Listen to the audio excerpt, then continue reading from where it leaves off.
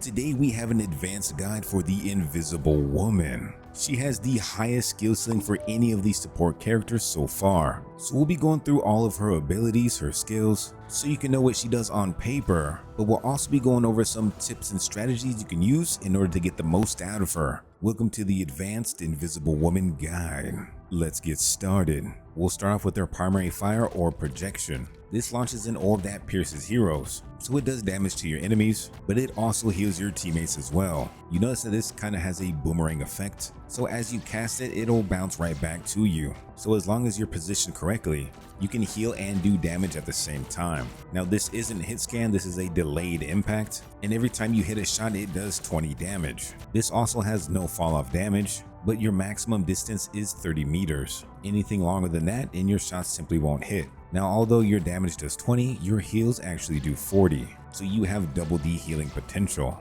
So in order to use this efficiently, you kind of need to line yourself up to where you're actually healing your allies and doing some damage to the enemy as well, just so you get the best bang for your buck. There's also one thing to note, you can't do headshots. So just aim for the biggest part of the body, because it doesn't matter where you hit them, you just need to hit them. Also note how long it takes for that projectile to get back to you. So if you're aiming in the distance, it's either going to bounce off that nearest wall, or it's going to bounce back after that 30 meters. So if you're ever in a situation where you're getting jumped, instead of aiming directly at them, you kind of want to aim at the ground, because then it's going to bounce back much quicker towards you. So we'll test this out on Groot.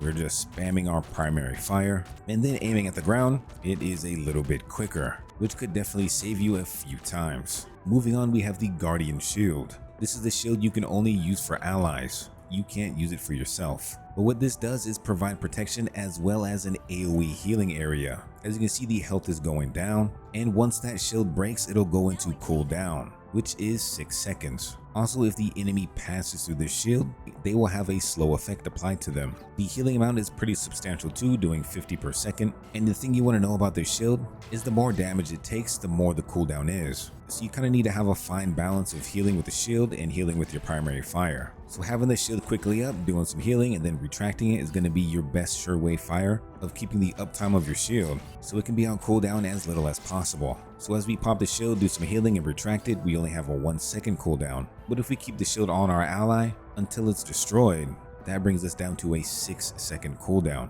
So you can get more value by popping a shield, doing some heals, and then retracting it. And then by that time, that 1 second cooldown is over with, so you can just keep rinsing and repeating. So juggling this shield effect is going to be what sets you apart from the rest of the Susan Storms. Moving on, we have the Psionic vortex. This does continuous damage while pulling the enemies towards its center. It does 35 damage per second while lasting for 4 seconds. This also applies a slow effect as well, so the closer to the center the enemy is, the slower they will move. The cooldown for this is 12 seconds though, so be wary of that. Now one thing you absolutely need to know is that you can detonate it at will. So after tapping the hotkey, you just press it again to actually detonate the orb. So even Iron Man or Storm isn't safe. You can also use this as kind of an escape mechanism. So if somebody's trying to hit it from the back, you pop it and then jump out. Now our next ability is called Force Physics. This allows you to either push or pull in an enemy. You can almost compare it to a Lucio boot, so you can very easily push people off the map. It does some pretty substantial damage as well at 55,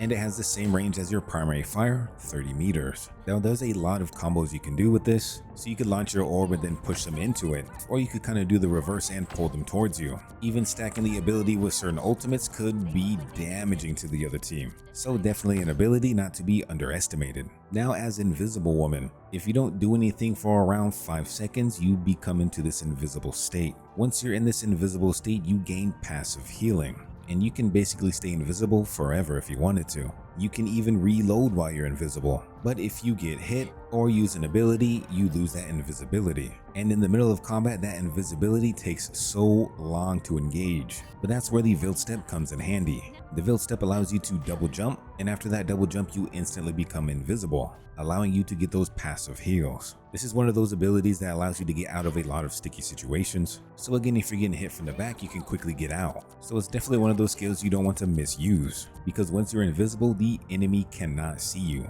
unless you walk into their line of fire, of course. Now let's talk about her ultimate ability.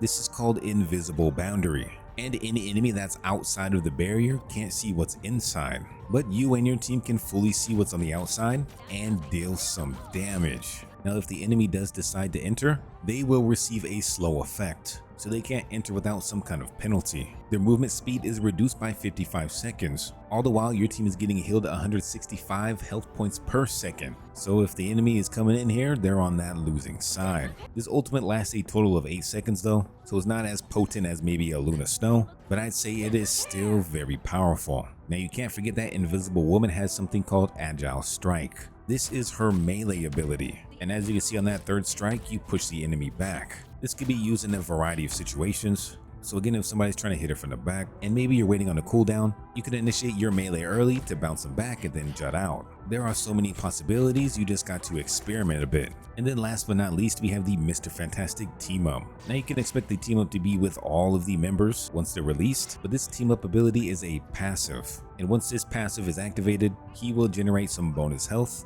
and you actually get a 15% healing boost. So you can imagine a whole team of the Fantastic Four, all with this passive ability. That could be pretty game changing.